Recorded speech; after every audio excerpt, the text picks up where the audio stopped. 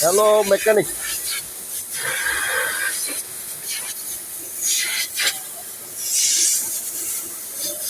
Condenser এসির জন্য condenser গরমের দিনে অবশ্যই পরিষ্কার করতে হবে হাওয়া মেরে, নাহলে কম্প্রেসার জ্বলবে 2 দিন পর পর। 2 দিন পর পর কম্প্রেসার জ্বলে যাবে। আপনার খুবই ঠান্ডা হবে, কন্ডেন্সার পরিষ্কার করার জন্য বেশি বেশি করে হাওয়া মারতে হবে, পানি মারতে হবে। তো গরমের দিনের জন্য অবশ্যই আপনি এসিটা ভালো কাজ করবে।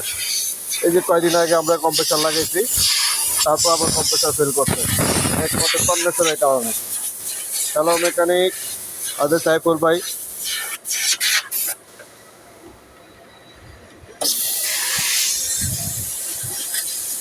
ভাই দেখেন দেখেন কি অবস্থা, প্রচন্ড ধুলা বেরোতেছে।